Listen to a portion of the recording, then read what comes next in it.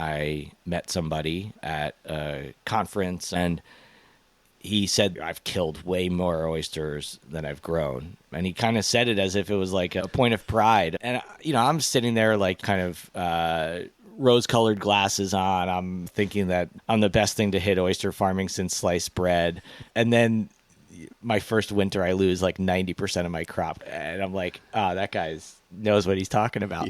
And out the window went my Hall of Fame oyster farming status. Welcome to Oysterology, a podcast about oysters, aquaculture, and everything from spat to shuck. I'm your host and the food walker, Kevin Cox. That was Peter Stein, the founder and owner-operator of Peeko Oysters on Long Island's North Fork. Today, Peter and I discuss his personal journey into the oyster world and the complexities of oyster farming, including the various techniques he uses and the many obstacles he's faced. He provides honest insights into the daily operations, the countless challenges of running a growing oyster farm, the practicalities of building a vertically integrated business, and Peeko's desire to scale production up to something far greater than just the sum of its parts. Our thought-provoking conversation also covers the environmental benefits of oyster farming, including the concept of ecosystem services and the importance of a shift in corporate perspectives in order to understand and quantify the intrinsic value of a living oyster reef as something far more valuable than just the production yield of its contents.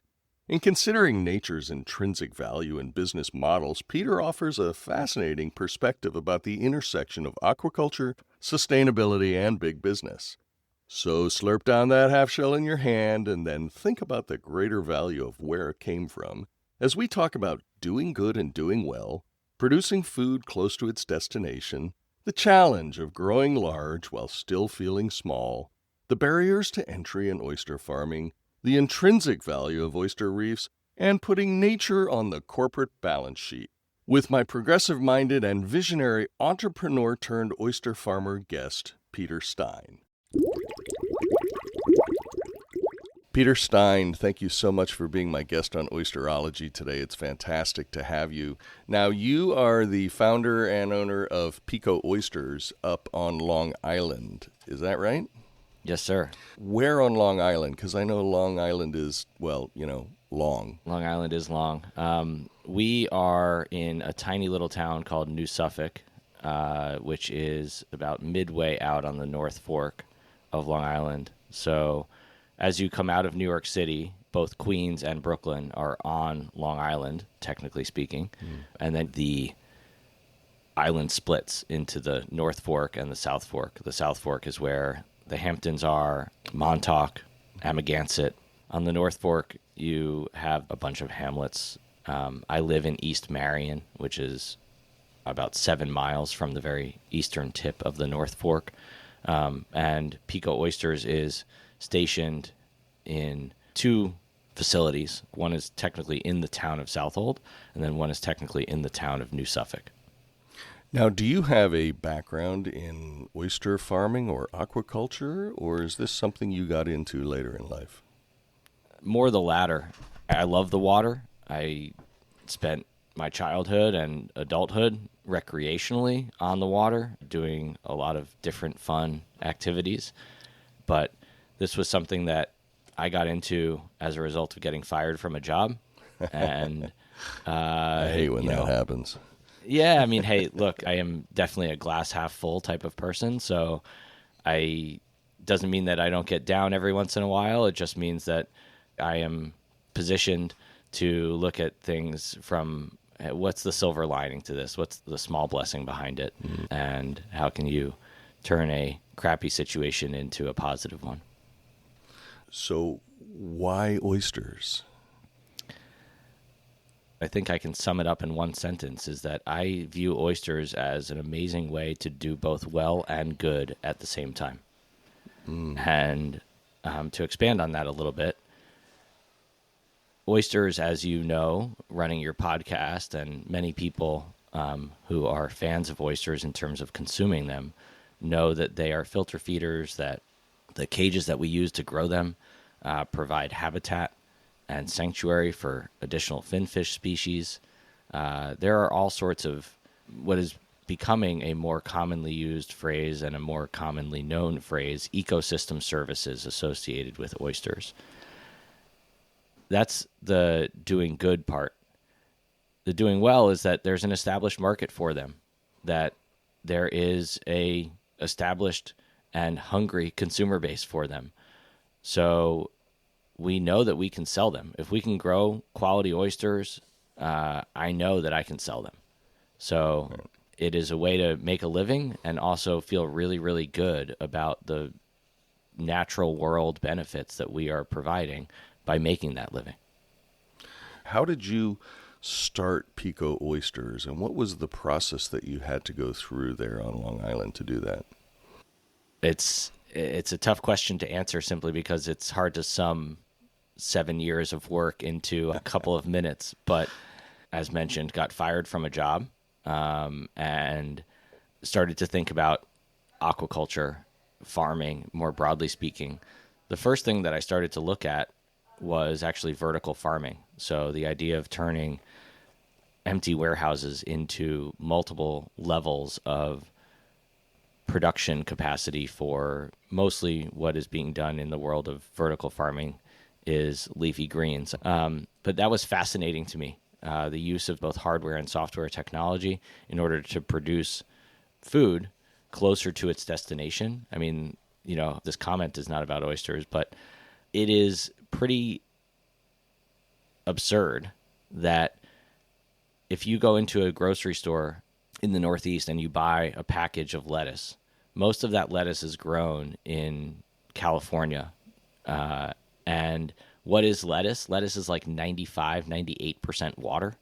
So in a weird way, we as a kind of American population are transporting water from California, which is like experiencing a decade-long drought, to New York. So that was kind of like the premise that drew me to vertical farming. But as I started to learn more and more about vertical farming, I started to learn about farming in general, and that extends to the water. I don't think that most people think of aquaculture as farming, but it is indeed farming. And I started to read about aquaculture on the East Coast, more specifically in kind of like the New York metro area. So that would be, New York, New Jersey, Connecticut.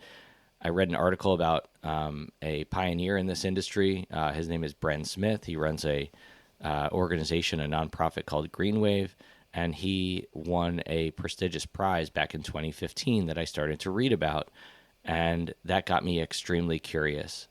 And I started to say, wow, that's so amazing. Can I join his organization? Because I'm a free agent at this point in time, right? Because I don't have a job. So can I join his organization, somehow contribute to what he's doing? Could I get something like that started out on Long Island? Is there something out here on the east end of Long Island already happening that I just don't know about? So that kind of curiosity position that I was in led to a number of conversations with people in the broader North Fork community who I knew. And one conversation leads to another. I wind up getting introduced to somebody who wanted to sell their underwater lands. And there are more or less two paths on the east end of Long Island to get into oyster farming. You can either own lands in the water, which I do. We own bottom land under the water in the bay. So we actually own the bottom. Can't stop you from boating over it, but theoretically we could stop you from anchoring on it. And then the other path would be through a leasing program, either from one of the local municipalities or through Suffolk County. So I went down the former path. And as I was negotiating that deal and getting that deal done, I was basically apprenticing on any farm that would allow me to throw my labor and blood, sweat, and tears at it. Again, free agency is a nice thing, right? Like there's obviously stress that comes with it, but in many ways it can also be a liberating thing. So I said, I'm ready to work. Tell me what time to be there. You don't need to pay me. I just want to learn. So I did that. There were some people who said, yeah, be here at 6 a.m. There were other people who said, I don't need you. Anyway, that's how I kind of got into it and started to assemble the puzzle pieces of the business on top of that over the course of time. So you really learned as you went, and then I imagine once you started the farm, you learned a whole lot more on a daily basis. Absolutely. I mean, I like to think of Mother Nature as a both relentless and a ruthless teacher. So you are learning every single day. How is your farm structured now? How much bottom do you own? Across multiple parcels, we actually own over 400 acres now. No kidding. That's not a continuous piece, that's separate parcels. That's 3 different parcels, and that's a big number, but it's a little bit of a misleading big number in that our farm is not utilizing all of that acreage. It's tough to subdivide and just be like, oh, well, I only want this 10-acre piece of the underwater bottomland. So, you buy the parcel, if you're using it or not. Once you own it, it's not major expense. I mean, I pay something like $2,000 a year in property taxes. Tell me how you're growing oysters. Like what kind of techniques are you using on those plots? Yeah, so we actually are using now a mix of both bottom culture as well as surface culture. We started out with bottom culture using cages that consist of wire mesh trays that stack on top of each other and then bridle together. And as surface culture has evolved, we are now transitioning to some surface culture gear, and I hope that by about this time next year we will be almost entirely surface culture, utilizing our bottom culture gear more for kind of like cold water storage, if you will, rather than for the growth and husbandry of oysters. What do you find is the advantage of using surface culture as opposed to bottom culture for actually growing the oysters? So I think first and foremost, it's labor reduction. You're utilizing the wave energy of the surface to tumble oysters 24/7, jostle them around. We are adopting a technology called Flip Farm. And as we implement Flip Farm, there are enormous labor efficiencies, even over other surface culture gear. Flip Farm presents enormous labor savings in terms of the hardware and how, once it is installed, it is pretty bomb-proof. I mean, I know that there are Flip Farm installations that have survived Cat 3 hurricanes. So we are installing it in such a way that is going to make it pretty bulletproof. And once installed, it is going to present enormous labor savings to us. Right now, before you're up and running completely with your Flip Farm technology, what are you taking barges out and hoisting up your trays? Yeah, we have barges out in the water that hoist these big cages and then bring them up to the surface. And some of those cages are indeed already holding product grown to, 1.5 or 2 inches in size with surface culture. 2025 is really very much a hybrid year for us. We have been thinking about Flip Farm for nearly 2 years at this point. Team members of mine have visited Flip Farm installations around the eastern seaboard. The founder of Flip Farm has come and visited us from New Zealand to look at the infrastructure and the equipment and facilities that we have at our disposal, to think about whether this is a successful implementation of Flip Farm or not, because we are very much pioneering this for Flip Farm in the United States. We're not the only ones, but we are certainly among a select few at this point in time. So we're still working some kinks out, but that's to be expected, and we've I think thought through this very, very thoroughly. And you can do as much thinking as you want at your desk. As I said before, Mother Nature is a ruthless and relentless teacher. So, as we get stuff out into the water, anchored into the bay, and start actually utilizing this technology and this hardware, it's we're going to learn more. But I think that we have a very good plan to lean back on in order to be able to adapt and adopt as we get everything installed and implemented. How many people do you have working at Peeko?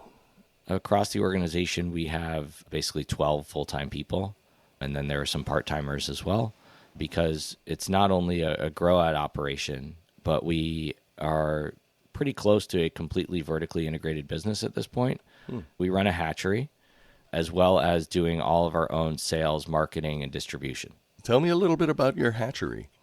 Yeah, so the hatchery is another local business. We are taking care of broodstock. We are culturing algae. We are spawning oysters and then rearing them or husbanding them from larval stage on up to post-set and then to juvenile oyster sizes. So we really sell that seed to other local and regional farms, anywhere from a millimeter to 25 millimeters in size. And it's yet another challenging business. The thinking that I was doing led me to believe that if I wanted to continue to scale the grow out farm to millions of oysters a year, I was going to need my own hatchery, because otherwise sourcing seed becomes difficult when you're trying to source not a million, but let's say 10 million or 20 million oyster seed. It is also an enormous drain on your working capital on an annual basis. So 3 years ago, there was a local hatchery run by a local woman named Karen Rivara, who she and I started talking about 3 years ago at this point, maybe even longer. And we wound up closing that deal in September of 2023. So I have now been kind of, quote, running the hatchery for 2 seasons. And I say, quote, running the hatchery because, I'm not a marine biologist. I have probably more knowledge about different species of algae than the average person on the street. But my knowledge on that subject pales in comparison to the people who work with me at the hatchery. So I'm handling more of like the business side of things and trying to support my team from an administrative perspective, and all of the back end stuff that goes into running a business is where I spend my time. And I like to try to help out physically and whatnot when and where I can. But, the trains still have to run on time, and everybody's got to get paid. And there's complexity to that when you have a double-digit number of employees. So to do that and grow oysters and the marketing and all of that, it sounds like you really have your hands full.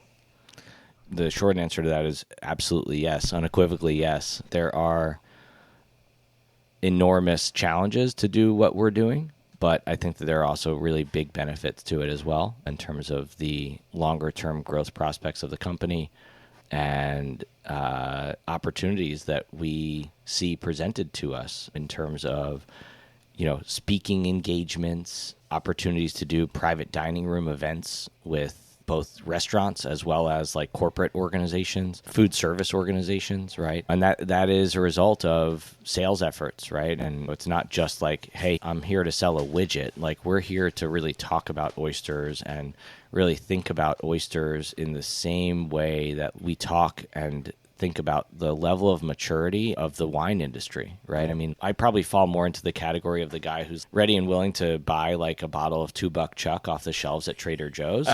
But, there are a lot of people out there that like spend a lot of time talking and thinking about wine, and the industry is a very mature industry. I mean, it's thousands of years old, right?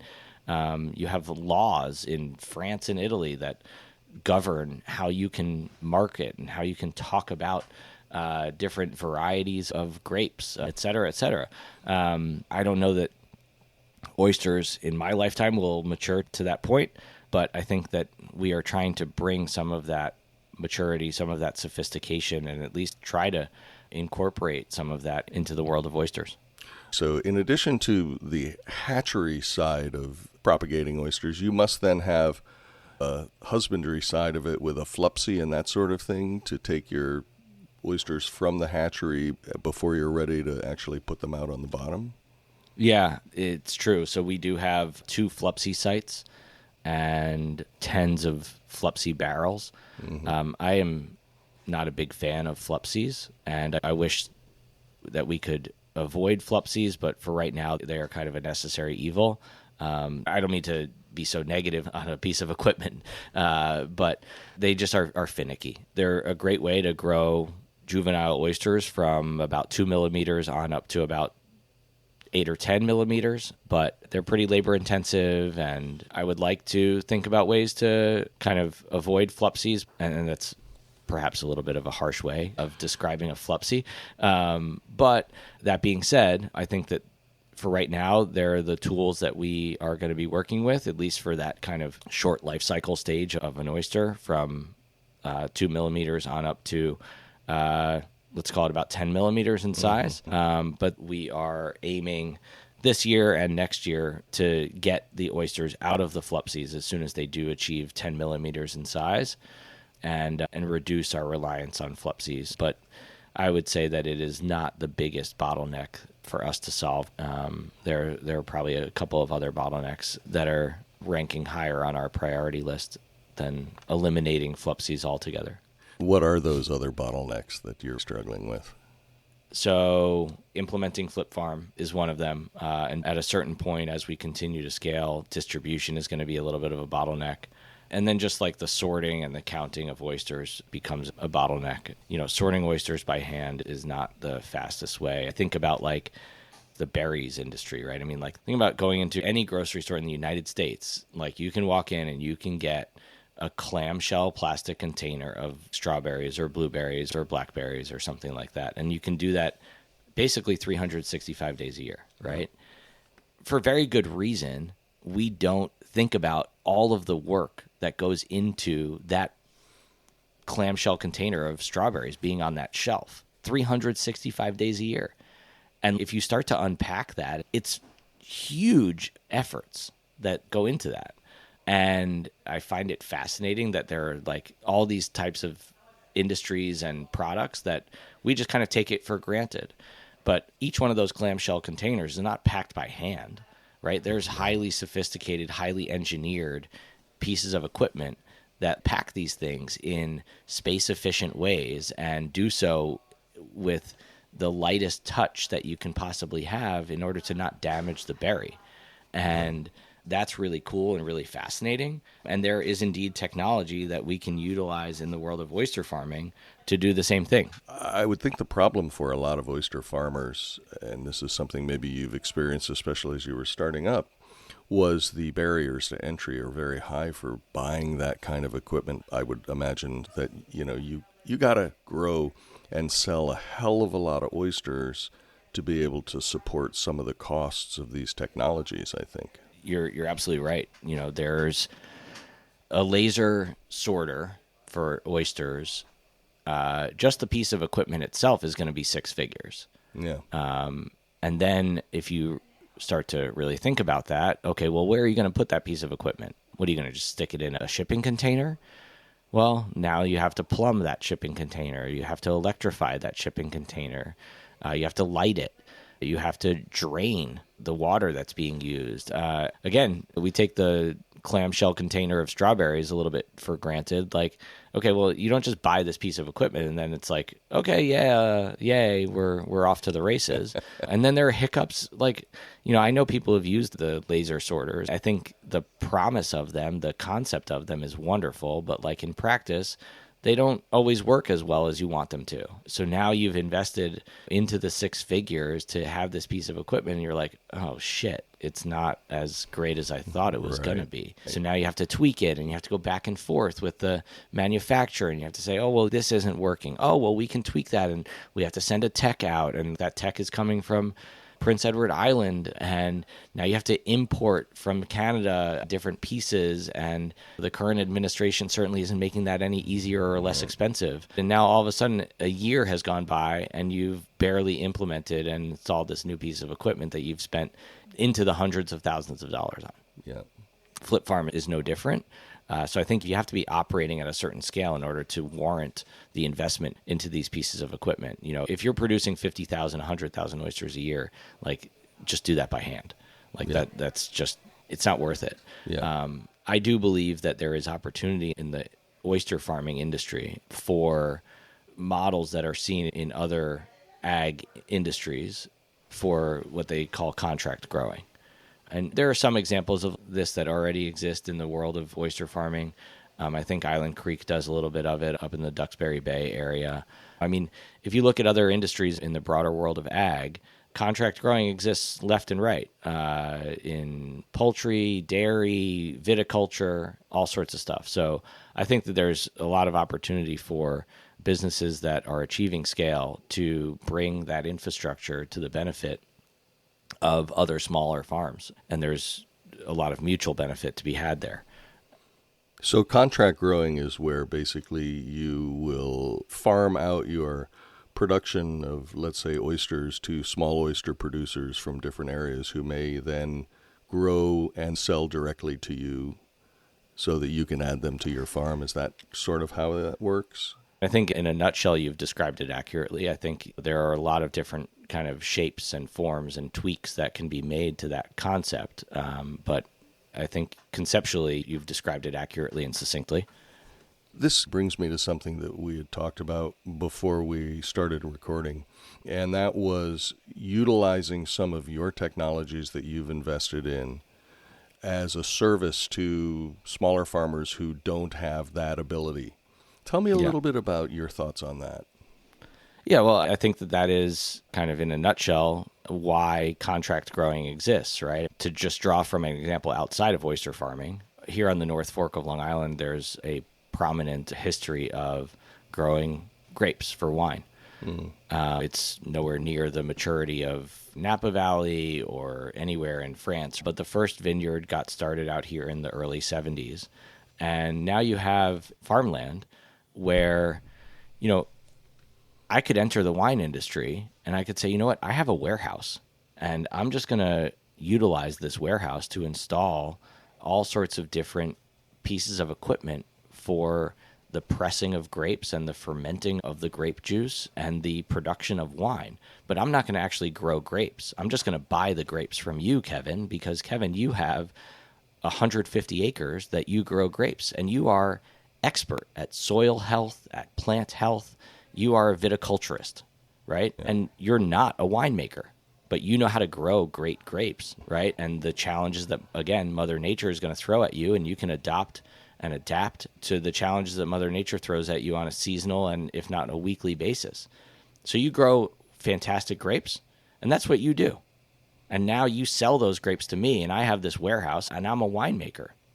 And I know how to make the wine, but I don't know how to bottle it. I'm not a label designer. I'm not a distributor. I'm not a marketer, okay? So I'm going to bring in yet another component of the production and the distribution of wine and getting it from the grape that you grew, fermented and delicious, and then onto a shelf at a store and ultimately onto a table in a home or at a restaurant. There are a lot of components to that. And there are people who are expert at various different components of that. So when you think about investing into these different things, which is kind of how we went down this rabbit hole, and thinking about the expense of that, well, you better be utilizing those assets at a certain rate. When you look at accounting or business metrics, you think about asset utilization rates. You know, if I own a refrigerated truck or if I own a fleet of refrigerated trucks, you better have those trucks on the road basically as close to 24/7 as you possibly can, because otherwise you're not getting your money's worth out of that asset. So forgive me for the tangent, but I think it's related to what you were asking with respect to utilizing some of the infrastructure that we have to the benefit of the broader oyster farming industry here on the east end of Long Island. You know, we are building infrastructure, and we are intending to scale our business to the point where we are utilizing those assets and that infrastructure at a rate that makes us profitable. But could we be utilizing the oyster counting machine or the laser counter if and when we get one 24/7? That would be wonderful. Yeah. Tell me a little bit about the oysters that you're actually growing there. Are these all eastern oysters, or do you have other varieties as well? So it's all eastern oysters. To my knowledge, you are not permitted to grow anything other than Crassostrea virginica in New York waters. So as you know, as a oysterology podcast director, every East Coast oyster is the same genus and species. So the oysters that we grow here tend to have a nice briny quality to them.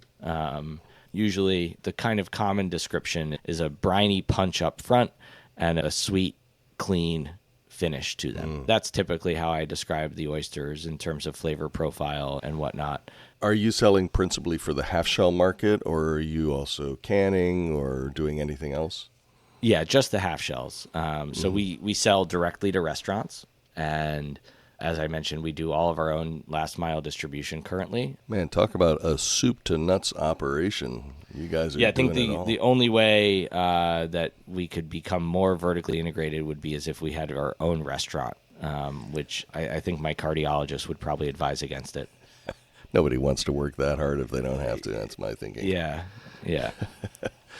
Now, we had a very interesting brief conversation before we recorded where you were talking about the future of oyster aquaculture and the perception that both corporate investors and others might have as to how you evaluate an oyster or oyster reef or oyster operation.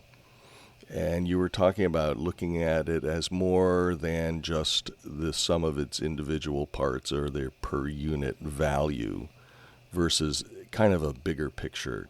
Tell me a little bit about your thoughts on that. Yeah, and as I'm sitting here, I'm nodding vigorously and realizing that we're on a podcast and not on video. So you obviously can't hear my nodding, but yes, I am absolutely thinking about the future of oysters in a way that is not just growing oysters for human consumption. I learned about this through another podcast, and the podcaster had on a gentleman by the name of George Birch, who runs a Netherlands-based company called Oyster Heaven. As a result of that podcast, I am now in touch with George. He has been over here to the U.S. to visit me and see our operation and talk about ways in which we might be able to support the efforts of what's happening in Europe that Oyster Heaven is putting forth. So the headline that you're talking about is that an oyster is more valuable in the water than it is harvested and on your plate. So to unpack that a little bit, we earlier mentioned the idea of ecosystem services, right? I said I like oyster farming because I think I can do both well and good at the same time. And many, many people are fans of oysters because they do such wonderful things for the environment in which they grow. So now think about that as opposed to us doing that in cages, but doing it in a more kind of naturally installed way of oyster reefs and at a scale where an oyster reef, it's not just like a single square yard, but it's an acre of an oyster reef. And how do you do that? Again, enormous complexity behind that. And then how do you monetize it? So what's happening right now is that Oyster Heaven is starting to install these reefs in some European waters, and you have Oyster Heaven actually monetizing and being able to quantify the ecosystem services that these oyster reefs are providing to businesses. As I've gotten more and more into Oyster Heaven and these oyster reefs, as well as learning about who is investing in these types of businesses, because this is very much a long-term play, but there's a lot of potential value here. I don't know that it's very much like a venture capital backed business, but certainly like a family office backed business. And there are investment firms that are advocating for the idea of putting nature on the balance sheet, right? And how do you do that? So I'll give you yet another analogy that is outside of the world of oyster farming or oyster reef installations. We all have a phone in our pocket these days. And when you think about the value to you, what is the value of that phone? The value of that phone is not like, okay, well, there's, 15 grams of titanium and 17 grams of copper and then some Gorilla Glass and like the value of the materials that comprise this phone. It's the utility that you get out of it, right? Your connectivity to your family, to your friends, the ability to FaceTime your grandmother, etc. So the value of the phone is far greater to you than the sum of the value of the materials that comprise it. I think take that thinking and apply it to a tree, right? You can look at a tree and you can say, okay, well, if I cut that tree down and I mill it into, I'm being overly simplistic, but if I mill it into 2x4s, I can sell those 2x4s to Home Depot, and therefore we can create a value of the tree, right? Mm-hmm. And the rest of it, I'll create wood chips out of it, and I can sell it for people to mulch their flower beds and whatnot. Okay, and now we can kind of establish a value of that tree. But if you don't cut it down and you leave it standing, it is home to birds. It provides shade to the forest floor. It provides nutrients to the forest floor when the leaves fall and biodegrade. The root system of the tree provides habitat for all sorts of insects and other burrowing animals. You know, woodpeckers find their sustenance out of trees. I'm not an arborist. I'm not an environmentalist from a scientific perspective. I'm just purely thinking about this from a conceptual way that you can value a tree very differently. Yeah. So apply that same thinking to an oyster reef and think about how an oyster reef is filtering water, is mitigating against storm surge, is preventing erosion, is providing sanctuary and harborage to juvenile finfish species, as well as things that are way outside of my wheelhouse, such as things that chemists that might get into, different ways in which the chemical makeup of water is positively impacted by an oyster reef. There are all sequestration, all kinds of things. Right? Exactly. Nutrient sequestration, right? We try to expand the idea of carbon capture is a big thing that all sorts of very wealthy people like Bill Gates and Jeff Bezos are investing into these days. But I think it expands way beyond carbon. You're talking about ammonia and nitrogen, and that has to do with water filtration that oysters do naturally, and then the sequestration of those nutrients into their bodies and into their shells. And then furthermore, if we do indeed harvest those oysters, and let's say we are shucking oysters for the meats of the oyster and not for the half shell market, what can be done with those shells? I know that there are all sorts of like construction materials companies now. There are cosmetics companies now that are actually utilizing oyster shell in concrete aggregate, in like face creams. And I think that's super exciting. I think it's going to take a long time to mature, but it's really, really exciting. It's interesting because it almost sounds like it requires a resetting of the mindset in terms of how do you quantify monetarily the value of the woodpecker's presence around the tree or the sequestration of carbon or other chemicals. From a profit standpoint, I'm curious how you think one can value that so that investors can actually see the value of a reef as opposed to just harvesting oysters or cutting down the trees and making 2x4s for Home Depot. Yeah, to use a real-life example, you have enormous amounts of fish being harvested out of the North Sea. You are Company X, and you are harvesting fish out of the North Sea. Whatever you do with that fish is irrelevant to this example and to this conversation. But if you are going to continue harvesting that fish out of the North Sea, and you are simply going to maintain your existing business, meaning like you're harvesting 100 metric tons of fish out of the North Sea on an annual basis. If you are going to continue doing that in years going forward, you're going to have to figure out ways to replenish the stocks of those fish. And oyster reefs are a very, very effective way of doing that. So in that way, Company X is saying, okay, well, hey, I'm harvesting 100 metric tons of fish out of the North Sea today. I want to actually grow that business to be 150 metric tons a year. Like, if I just do that and I invest in another ship in order to be able to harvest more fish, I'm going to deplete that resource. Mm-hmm. So I need to figure out ways in which I can replenish that resource. So you kind of go back in the, quote, supply chain, and you have to have more juvenile fish. More juvenile fish, you're not going to just simply grow those in a fish hatchery and then release them into the wild. There's all sorts of problems with that. But oyster reefs are a way to do that. there's a very direct way to monetize an oyster reef there, right? Accountants will ultimately get involved, but on a conceptual level, I think it's probably pretty easy to grasp that if you are company X, you might want to invest in those oyster reefs so that you can continue harvesting those fish out of the North Sea. How would an oyster reef be effective? Is it by creating habitat or something else? Yeah, to my knowledge, it's habitat in the same way that coral reefs are habitat for all sorts of sea plants as well as juvenile finfish.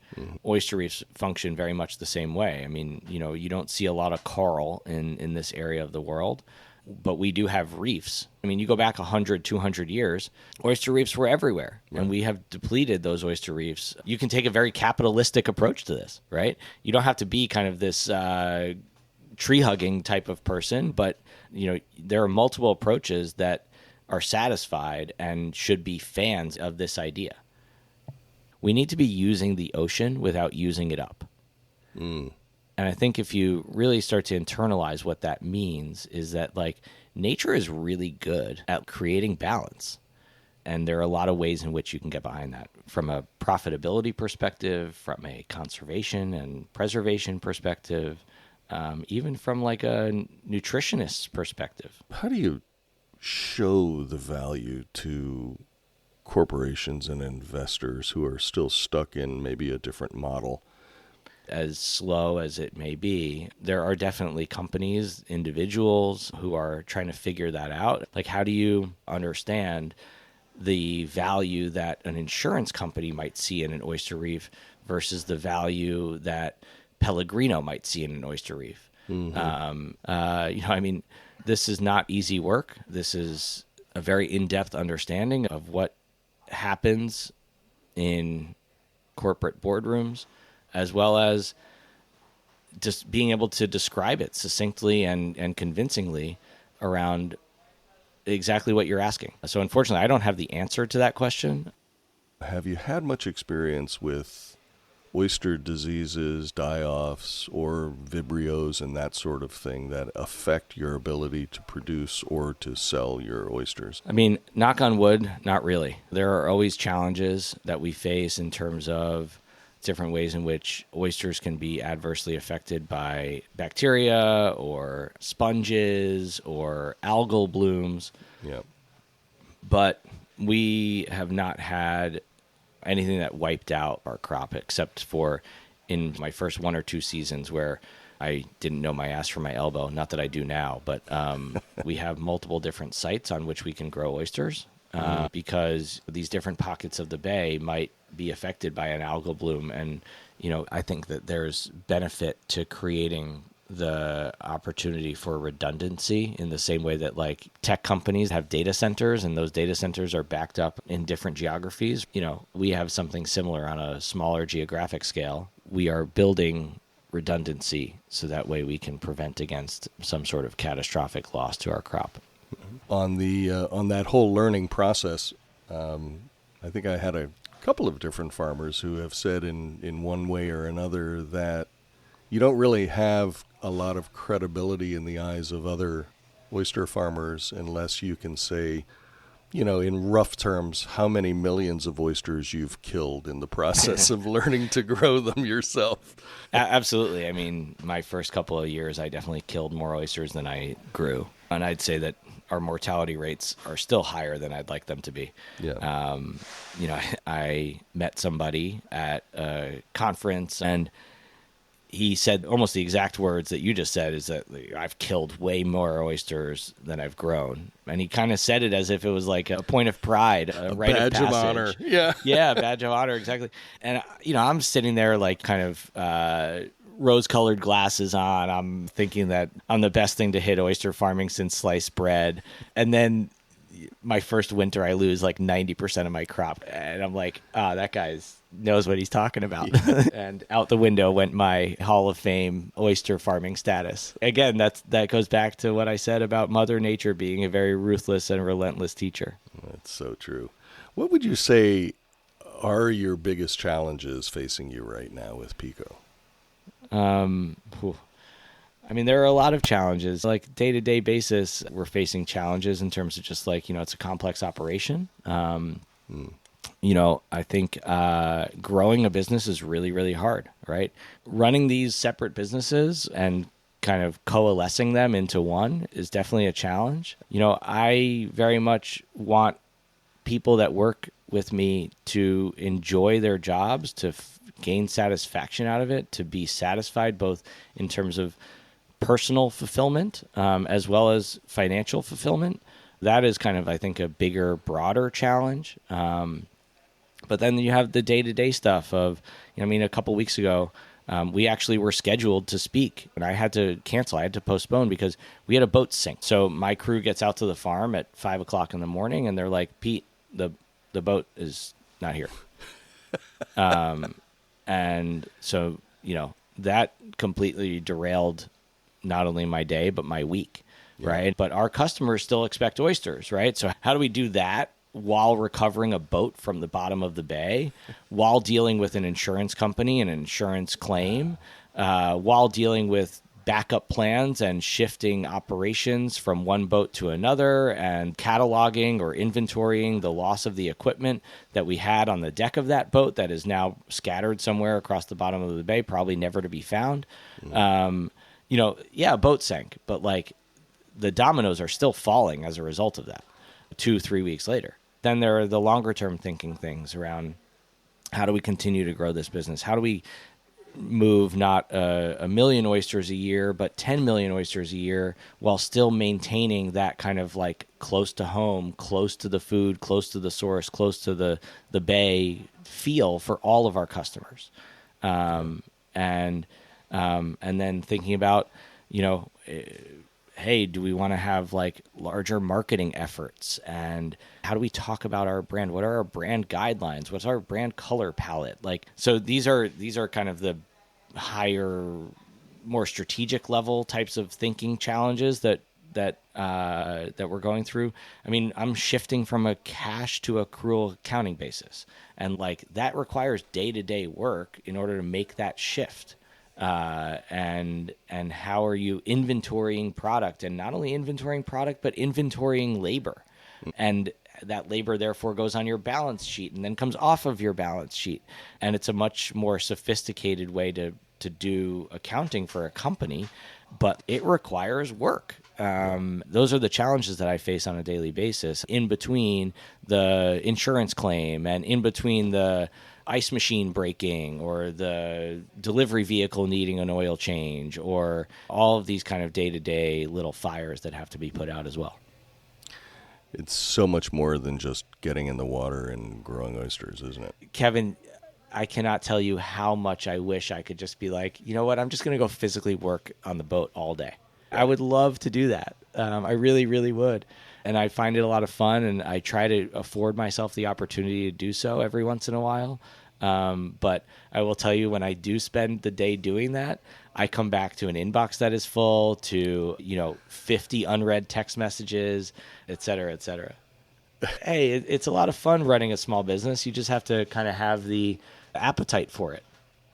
At the same time, raising kids and having, a real life too. There are shitty days that we all have, but I would say I'm putting up more W's than L's in terms of just like wanting to come to work rather than dreading going to work on a daily basis.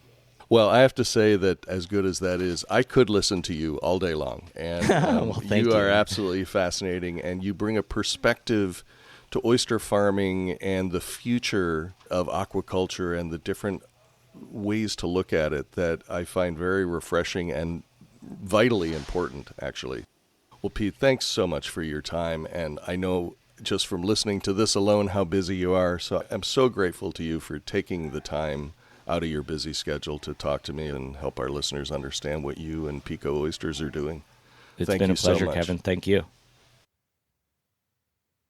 Well, that's it for this episode of Oysterology. Thanks so much to my guest, Peter Stein of Peeko Oysters. Links to Peeko's website, along with other things mentioned in our conversation, are included in the show notes along with the transcript, so be sure to check it out. And please like and follow Oysterology wherever you listen to podcasts. The more followers we get, the more others will discover us too. And if you like this episode or want to say anything about it, please leave a comment to let me know. Thanks so much for listening, and be sure to join us again next time when we pry open the shell of another interesting oysterology topic.